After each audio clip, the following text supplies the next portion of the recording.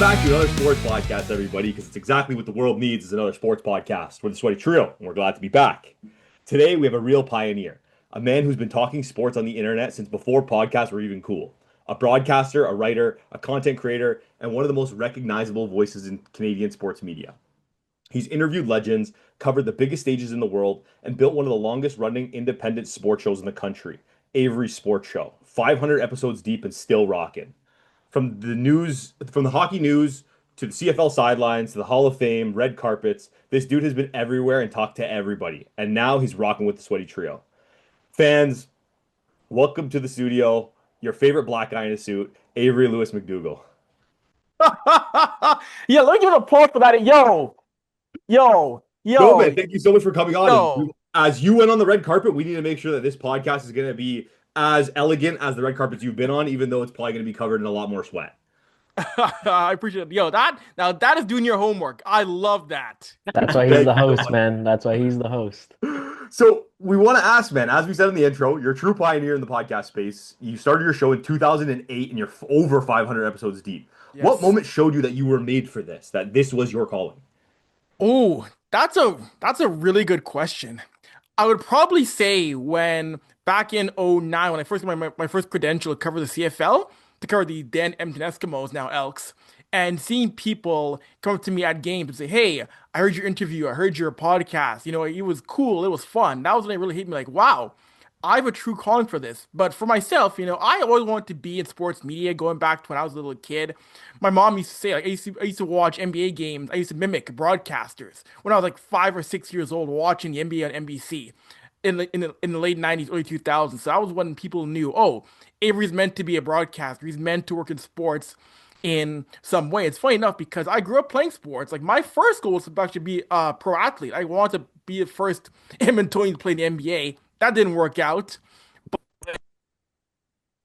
Passion of mine for many, many years. And yeah, you're right, guys. Going back to when I first started podcasting, like, no one knew what a podcast was in the late 2000s. No one knew what a blog was. A lot of PR teams didn't trust blogging or podcasting. So it was a fight for me to get credentialed and show PR teams, hey, I belong here, especially as a 15, 16-year-old when people in those press boxes were 35, 40, 50, and I was 16 looking 9. Like it was a fight back then. That's awesome. Your first big guest. How did you land your first big guest? Who was your first primo? This is the guy that I want to interview, big guest. And like how that moment was probably like, okay, I'm legit now. I got this. I can do this. Oh my gosh, my first big guest. Ooh. Wow. That's a great question. I'll give you two answers. I'll say on location, my first really big guest, ooh, wow, was probably Ricky Ray. Ricky Ray was my first real big in-person Very guest nice. at Elks practice back in '09. There's two big in-person guests, him and Warren Moon. Warren Moon I got to talk to in Canton, Ohio. And that was one of the cool experiences in my life because I DM'd him on Twitter back when you could DM anybody on Twitter. I DM'd him, said, hey, would you come to my sports show? He said, for sure. Met him in Canton, Ohio. And even Warren Moon even though I met him was like 55 years old, still very imposing man. 6'3" quarterback, built like a tank still. Gave me half an hour in person to talk to him. And I've kept in touch with Warren for the past 15 years. Such a good dude to know personally. But yeah, that was my real first moment of wow. I got Warren Moon to sit down with me at 18-year-old for half an hour. I'm really making strides in my career. So kind of what you were kind of saying before, you do everything from writing to broadcasting to doing interviews, play by play. What do you think hits the hardest for you when you're doing those things in your show? Ooh, hits the hardest for me. I'll see play to me is the one that hits the hardest because I wanted to do play by play more often in my career. Like I love writing and podcasting, but being in the booth with a live audience, breaking down a game or calling a game, there's nothing like that. It is so fun. It's a level of creativity you don't have in other mediums. And I love doing it for both hockey and basketball. And I get to try, I'm doing it in the youth sports level. You can say and do certain things you probably couldn't do if I was calling NHL games, NBA games. There's a level of being able to be goofy and funny and outrageous Like there was a comment I made, I think it was last week on a cute basketball broadcast. I got asked on a defensive breakdown, Avery, what is defense? And my reply was, well, when a mom and dad are in love, like the whole booth just broke up laughing at that. Like it's a thing I probably couldn't get away with if I was in the NBA, but at youth sports level, go ahead, why not? Have fun with that. That's awesome, man. Like you've worked in this industry for a long time now, and we've seen Yes. it transform. How does it feel from your perspective to see you going from TV and radio to more Mhm. online long form, and now it's becoming clips and highlights? It's interesting because when I first started doing this, like I said, you didn't see guys like yourselves doing these kind of shows. It was still a fight for anybody to jump into the industry. You needed a bit of luck. You had to go to school, be it at whatever school you go to. Like I went to Nate out of Edmonton, or you go to a TMU, you would go to your Humbers, you go to BCIT. Now, what I'm seeing now is anybody, there's a lot of people who are in the industry now who never went to a radio program, a broadcasting program, a writing program. There's a lot more. If you have takes, you want to get online, your phone's right there. There's TikTok, there's YouTube. It's built for anybody to get ahead and go online. And I think that's great. I mean, of course, I want to see more people who take it seriously because there's one thing I'm not a fan of as much is the hot takes without substance behind it. I can't stand that. If you're gonna have a hot take, back up why you feel that way and give me the proof that makes sense, or else you're an idiot. Yeah, it's all clickbait, right? That's what a lot Yeah. of people are doing. I mean, you're looking at three schmucks that don't have any journalism or sports media background or training that picked up a mic one day and said, "Why don't we start a podcast?" And we've come a long way, and we do have stupid takes, but everything that we say is backed by stats. We're not out there just clip farming, trying to get views and likes and follows based off stupid things that we're saying. So I completely agree with you. If you're gonna have these ridiculous hot takes, you got to have a bit of a backbone and back everything up you're saying with stats and facts and real examples. No, exactly. Because it's one thing to be loud and get the views, but you will eventually be exposed. You'll get exposed eventually. If someone doesn't know what you're talking about. It's one thing again. Yeah, you got your million views for your take, but eventually people will catch up with you in that, and you'll not be able to argue your points validly or logically if you're not coming from a place of, well, I believe this, and here's why. If those points you have don't make sense, what are you doing? 100%. What was your experience like working with the Yahoo and Steve Dangle? Oh man, I'll start with Yahoo first. That was really fun. So Yahoo came about deep into COVID. This was January 2021. We were all still in our houses, doing nothing for what felt like 8,000 days in a row. And at that point, people were getting tired of watching KBO baseball. Last Dance just ended. We were hearing about, negotiations to get an NHL season going on. And I got an email from Dan Toman, who used to run Yahoo Sports, saying, "Hey, we're thinking about bringing you on as a writer." And I go, "Cool." So thanks to my boy Julie McKenzie, he got me all cooked up with Dan Toman to do some writing for Yahoo, and my base was covering Western Canada teams. So I wrote about the Oilers, Jets, Flames, Canucks. Did that for about 5-ish months, and then Dan messaged me again saying, "Hey, we want to launch a new hockey show called Zone Time. That's going to be geared to a newer audience, but our main hook is all the hosts are women or people of color." And that's one thing that you don't see in hockey still to this day. You rarely see major brands having hockey shows where the hosts, to be quite blunt, aren't all white. And Zone Time, most of our hosts have been people of color, or they were of color, or women. And a big thing for us with Zone Time and Yahoo, we tackled a lot of issues in the game from, of course, talking about this week in hockey, player fashion, but we didn't shy away from being a bit more serious. We didn't shy away from talking about stuff like the Kyle Beach situation in Chicago. We were honest about what happened with Kyle Beach and how hockey failed him, or talking about the London 2018 incident. We were honest about that. We didn't shy away from that. And the big thing for us at Yahoo was, hey, realizing that, yes, we're talking about these issues and we're going to get some pushback. So a big thing for us with Zone Time was almost all of our criticism was never based on what we were saying. It was based, unfortunately, on, hey, what are these black guys doing talking hockey? Or what's this Asian person doing talking hockey? Because that's one thing about hockey is that we had so many backers, but people are still uncomfortable with people who look like me talking hockey. For whatever reason, it threatens them. And it's unfortunate, but we're not going away because you look in hockey more and more. There are more people of color who are talking hockey than ever. Be it myself, be it Julian, be it Blake Bolden on Amazon, be it Adnan Verk, like be it Faisal Kamisa. Like that's the good thing is that we're not backing down from these idiots and these morons, and more on the way. More are gonna be coming on the way. And the second part to go to working for SDPN and Steve Dangle, we did our Game Over show with Steve for almost 2 seasons, and I've known Steve for oh gosh, about since 2012-ish, and it was so cool because we know what Steve has done in media world.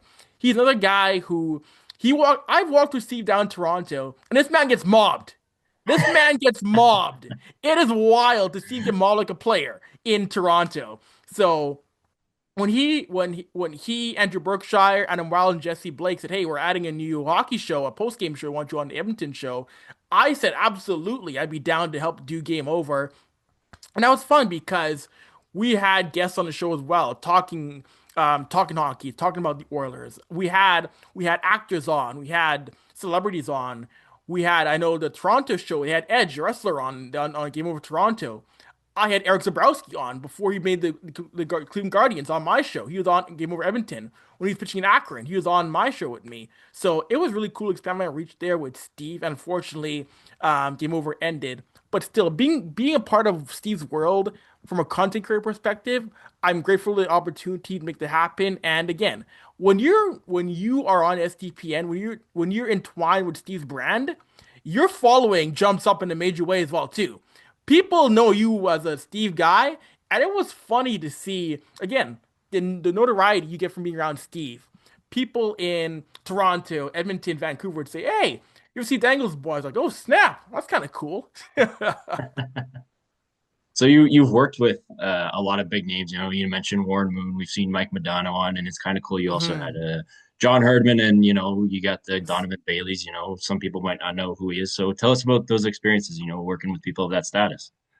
Yeah, I'll start Donovan. So, fun fact. So, my dad's from Ontario. My dad ran track and field in the NCAA and in Ontario back in the 80s, and in his neighborhood in Kitchener. He grew up with former Much Music VJ, Master T, boxer Lennox Lewis, and Donovan Bailey. Because they're all Kitchener boys.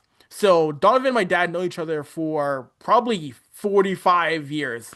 And Donovan's been someone in my life for a very long time. So when Donovan came to Edmonton for a track event back in 2011, that was my first time getting to meet and sit down with him. And some people might have the perception of, oh, he'd be arrogant, he'd be cocky, gold medalist, fastest man in the world. But no, couldn't be more down to earth, sat down with me for what felt like an hour. I asked him virtually every question from, getting into track and field later, winning gold medal, the Michael Johnson race, being an icon in Canada, and every single question I asked Donovan, he answered. There was no dumb questions, and every so often in Toronto, I'll run into Donovan, we'll chop it up, and that has really been a cool aspect of my career. Is that guys like that, a gold medalist, fastest man in the world, a man who has to pay for not a single meal the rest of his life in Canada. The fact that he acknowledges me whenever I see him is a really cool thing to do. And of course, John Herdman, pre-drone scandal, pre-drone scandal, wonderful man to talk to. When it comes to Canada soccer, again, as a guy, when I interviewed him in various Canada soccer events, humble, gracious, great quote. Of course, I didn't think in 2014, 2015, he'd get caught up in a scandal like that, 9, 10 years later. But it was really fun to see his honesty and how candid he was about building up women's soccer in Canada and turning and helping Canada get to that next step as a powerhouse. Of course, Ben Priestman took them rest of the way to winning Olympic gold in 2021. But seeing what he did for the national program for the 2010s was amazing, and he was such a good quote to me personally, guys. So we've now covered a lot of the people that you've met. I want to ask you, what are some of the biggest sports moments that you bore witness to? Biggest sports moments. Oh my gosh. I'll give you guys one. 2015 Women's World Cup, Canada China, Commonwealth Stadium in Edmonton, 0-0 game, and I got to see. in person, Christine Sinclair scored the game-winning goal for Canada from the penalty spot. And fellas, Commonwealth Stadium has experienced a lot of events in sports, from football, hockey, whatever, whatever. I've never heard that stadium in my life get louder than when Christine the GOAT scored that penalty kick. Oh my gosh. It That's so was a sick. full eruption. And it was full. It was a good 52,000 people there for that match. I've never heard that building louder than that in my life, fellas. It was deafening. Your That's energy is infectious as hell, I gotta You'll say, love man. it. I love that. Thank you. So Vancouver just lost in the MLS Cup final. Hmm. We on this podcast we cover NHL, NBA, and the NFL. But when big moments happen in Canadian sports, I mean, we touched on the Jays when they were in the World Series. What Hmm. was your experience like doing that? Because I saw you were covering some stuff on your Twitter and your Instagram. So were you involved with some of that stuff with the MLS in Yeah. Vancouver? So I wasn't there, but I did interview their play guy, Asa Raymond. I interviewed him last this past week, and Asa's covered that team for many years. I've covered them in the years past beforehand, but being able to watch that journey of the Whitecaps was so unbelievably cool because going back before last year and the year before, the Whitecaps were, in a way, really the forgotten MLS team when it came to following, attention. Of course, they play in BC Place. They don't own their stadium. They're beholden to the government. And there's been a few times before where the Whitecaps couldn't get certain home dates to play in BC Place. They've been kicked out beforehand, or they haven't been able to host home playoff games. So to see them, the team that was, when it came to attention outside of Canada, have that kind of run, it showed people that, hey, this is a team you should be getting behind. And more people learn about the soccer culture in BC, which is quite rich. It goes back over 50 years, the history of the Whitecaps. So this is a team that got attention. I think, too, also, people who maybe weren't Whitecaps fans want to see them win because people don't like Miami. People do not like Inter Miami at all. I mean, some people do, but people hate the fact that Inter Miami became this super team of MLS. And they hate the fact that MLS has been catering to Inter Miami in certain aspects when it comes to the attention. Like a great example was Fox Sports. Fox Sports has had a graphic previewing MLS Cup, and on the preview graphic, it only had Messi on the graphic. Like no Thomas Mueller, no Seb Berhalter. I'm thinking to myself, one of the greatest German players of all time plays for the Whitecaps, and he can be on the graphic too. What? What do you think of Canada's chances in the World Cup? I know their group isn't complete yet, and Mhm. Davies missed the last, I don't know, 7 or 8 months. Do you think what's a realistic goal for this team? I think Canada does have a shot at getting out of the group. I know right now we still have to wait for that last qualifier and wait for to see who the final team is going to be. But against Qatar and against Switzerland, those are two teams Canada can absolutely beat. Qatar, I mean, they can be feisty at times, but no, Canada can beat Qatar. Canada's beaten Swiss already. So I think right there, you got 6 points right there, beating the Swiss and Qatar. For me, the biggest challenge actually for me, I think, is you see the teams coming out of there. I think Wales, if Wales qualify, they could give Canada a fight, and Wales wants revenge for losing to Canada this past summer here. I think Wales could be a real threat if they get in. Of course, Bosnia's in there as well too, and then you still have Northern Ireland, which is Italy, I mean, yes, Big Italy question can mark. Italy, Canada would be fun in Toronto. I mean, it would shut down College Street. That would be shut down. Like that would be what it would be mayhem in College Street and Woodbine.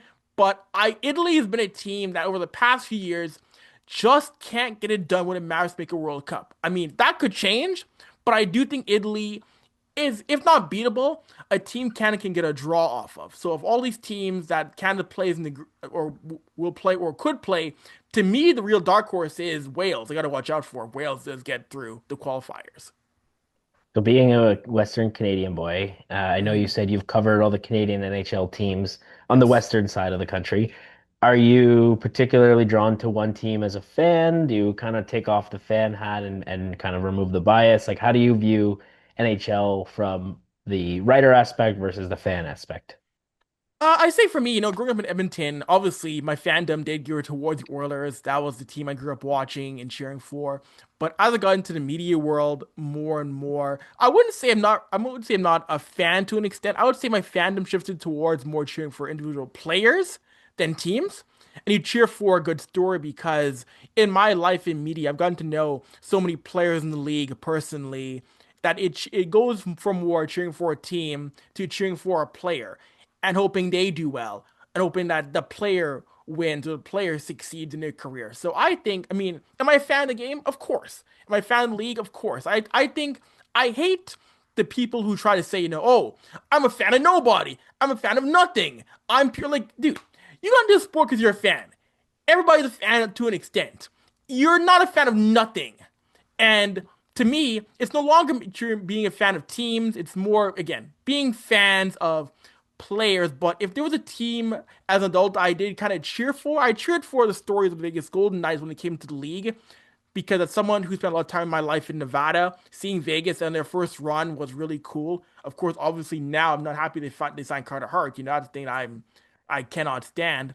But also too, like to me, I also cheer for Sunbelt hockey as well too. I cheer for Sunbelt hockey. Like I'm someone who got to know a lot of people who covered the Coyotes. I covered a lot of the Coyotes over the past couple of years here before we moved to Utah. I got to meet and interview quite a bit Clayton Keller, Nick Bukestad. So I thought their story was really cool. And for people who said, oh, there's no fans in Arizona, wrong. There is a massive fan base of hockey fans all over Arizona, in Phoenix, in Scottsdale. And right now, they're growing hockey programs at the grassroots level in Arizona. And there's a huge following for Sun Devils hockey and NCAA. So there's a fan base down there. And telling those stories I loved as well. So for me, not really cheering for one NHL team, but I'm all about cheering for the stories and the players involved in the league and in the sport. You don't have just like a little bit of leniency towards Edmonton, a little bit? I mean, hey, if they win, I mean, here's the thing. Them winning is a better story to tell. Them winning a cup is a better story to tell than them losing. Like, Right. I covered the past two cup finals. So if you ask me, they wanted to win the Stanley Cup this past 2 years? Of course I wanted them to win. Absolutely, of course.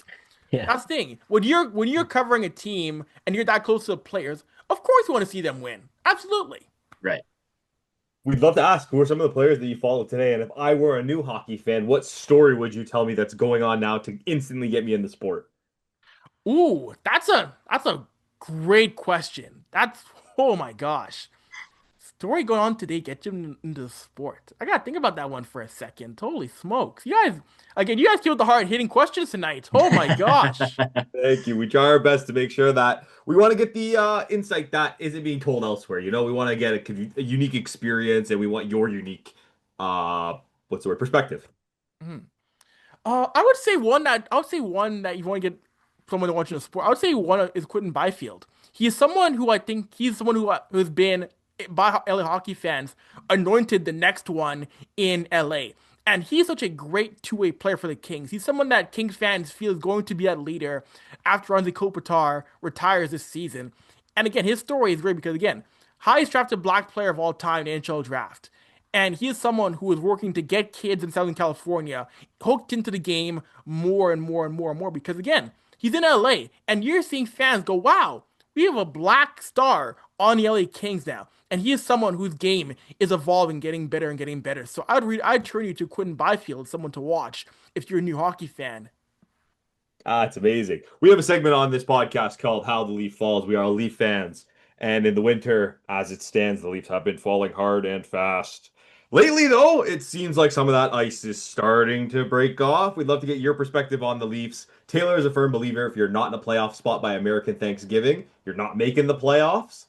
I'm on the other side of it where no one in that building believes that this is over yet and they're still going to work their asses off to get there. What do you think? I think at least as we can do that. There's still enough weapons when it comes to guys like Matthews, Nylander, Tavares. There's still enough pieces there. The big thing for me is in net because everybody's getting hurt. It might be one of you guys in net playing for Toronto next week. Emergency backup. Let's go.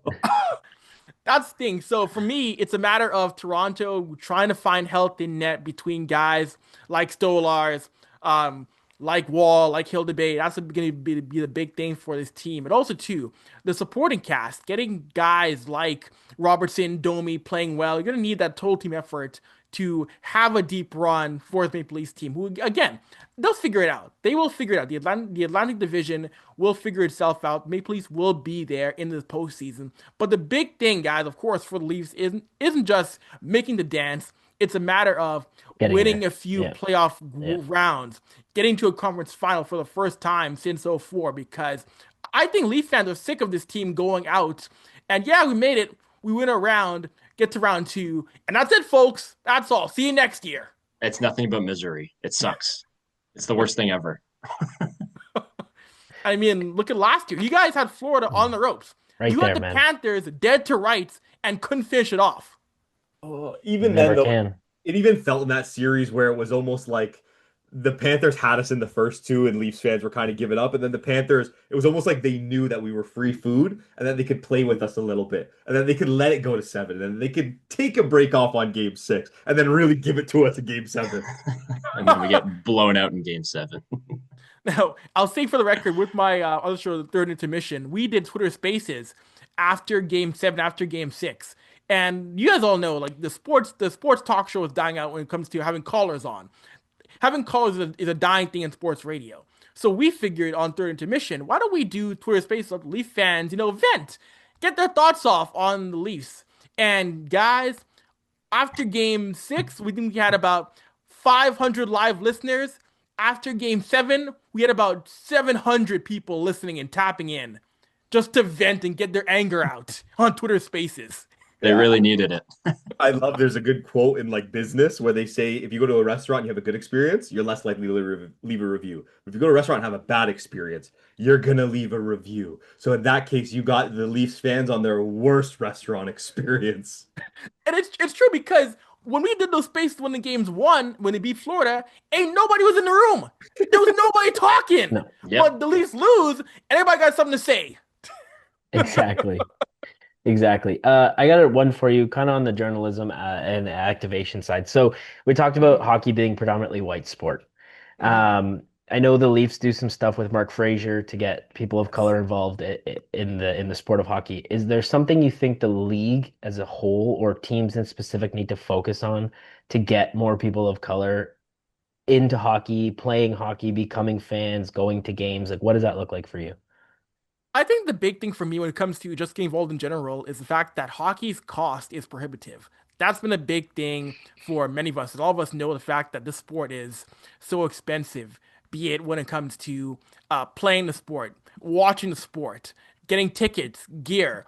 I think teams have to find a way. I don't know what the formula is, but the big thing is going to be teams trying to find a way to get new Canadians, get people of color interested by lowering some costs in some way. Because, for myself, I didn't grow up playing ice hockey. I grew up playing ball hockey, but ice hockey as a player was just too expensive for my family to get me into as a player. So that's going to be a big thing for me is maybe there's a way to do for more foundations or doing more work like that to get kids playing hockey, and especially in Canada, because I think to an extent, when we talk about getting kids into hockey who are of color, it skews towards more America. We don't think in Canada, we don't think as much in Canada, kids in Canada of color can't play hockey. It skews more towards American thinking, that it's the American kid. No, there's kids in Canada who can't play as well. So it's going to be on both sides of the border to get kids involved, be it watching, playing, and even for like the media side, for journalism. I want to see more teams open up, I would say, internships or writing a bill or writing practicums to get kids of color interested in the media side of the game. I know some teams do next-gen games, but they're skewed towards, I would say, really, really young kids who are like 9, 10, 11. But I would say I want to see teams have internships. I know the Canucks do the Jason Botcher project, which is a wonderful thing they do for students. I want to see more of that, and geared towards kids of color who are in high school, who are university students, who want to get into hockey media or who see hockey media as the thing they want to get into, because I would love that, because that's how you're going to get the new generation wanting to be involved in hockey. And it can be behind the scenes too, because not everybody wants to be in front of the camera, wants to be a writer. get them into the production trucks as camera people. Like that's how you grow the sport for the next 20, 30, 40 years. Absolutely. I just want to jump in and say, as the children of newcomers and Canada being such a diverse place, I think newcomers often don't see themselves or their children in the sports field. And it's always because there's so many bigger issues when it comes to immigrating to a new country where you don't know the language and you don't know the people and you don't know the space and the customs. And so it is really comforting to hear when you bring all these sunk costs down, when you bring the barriers down, it makes the space more comfortable for people to see themselves in those positions and be able to be motivated to chase those positions. So thank you for saying Absolutely. that.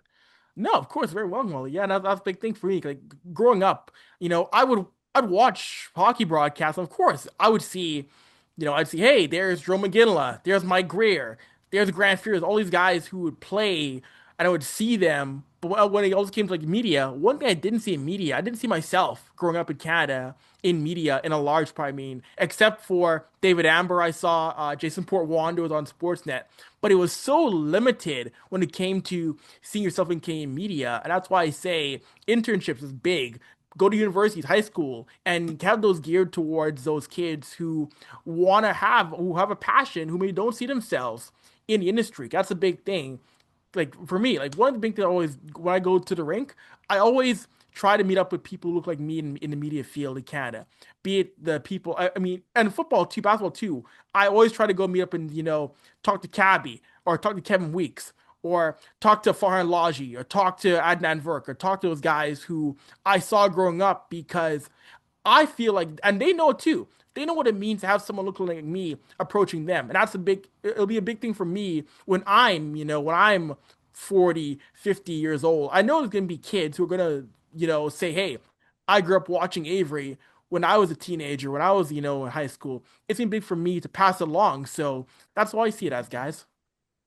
It's kind of cool. Like you've kind of done everything that like a sports media freelancer slash podcast or whatever you want to call it does. You've done the play by play. You Mhm. have your own show.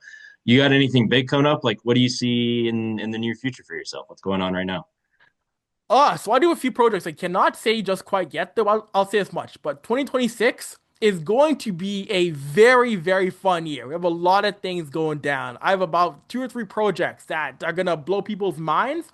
And for me, I believe in this philosophy right now that hey, work in silence. You don't want to tell too many people too many things right now until it's ready to be done. Because you don't want people, one, stealing your ideas or jinxing certain things. So I'll say as much though. 2026, your mind's going to be blown. But in the meantime, we're still doing our things with Avry Sports and the hockey news right now. We're still covering the third intermission. So one thing I'm going to be doing more of is getting down to more P-Dub games because the PWHL needs more attention from writers, podcasters, bloggers, because those women in the PWHL, doesn't matter who it is, be it a Sarah Nurse, and Emily Clark, Emirates Mashmar, they are so grateful for seeing media out there telling their stories, covering the league, covering the stories of the Vancouver Golden Eyes, the Boston Fleet, the New York Sirens. So you'll see me doing some more P-Dub work in this winter here, guys. I like it. You That's keep us on fantastic. our toes for that one. I like it. Of course. We're going to be watching out for all of that. Thank you so much for taking the time out of your day to come on our podcast. We have a question that we'd like to ask all of our guests as they come through. And Avery, we would love to ask you, which athletes from which sport do you think are the most athletic? Ooh, most athletic. That's a good one. So Most athletic. Cabby defaulted to football players, which had my mind changed from hockey players initially. And then Donovan Bennett said basketball players, which again switched my mind from football players. So I'm very impressionable. You're all mine. My mind's all yours to choose. Oh, wow. I would say, I'm gonna honestly go soccer players, because again, you need the footwork, you need the jumping ability for headers, got to change direction, you need the endurance, which can translate to so many other sports. So I'm gonna say soccer players. That's a good answer. We haven't heard soccer players Yeah, yet. we got a different answer every time you've asked this question. Sama now believes soccer players are the most athletic. So way to go, Avery. You've convinced him. Well, That's awesome. thank you so much for taking the time to come out of your day to come on our podcast. Please tell all the people where they could find you online. Yeah, of course. They can find me on the Twitter box because that other name is stupid. I'm not gonna give Elmo any credit for that name. It's Twitter to me. Elmo. Always in that forever. So I'm on Twitter at Avry, Avry. Find me on hockeynews.com. Find me on Third Intermission podcast and my own Avry Sports Show and averysports.com. I'm the man with at least 500 jobs, like a true West Indian man. I'd love to hear it. We have to do every episode, Avery. We end with give us a salute and we say stay sweaty. We got to get one from you. All right. Avery, thank you so much for Stay coming on the pod. sweaty. Stay sweaty. Love Stay it. Stay sweaty. sweaty.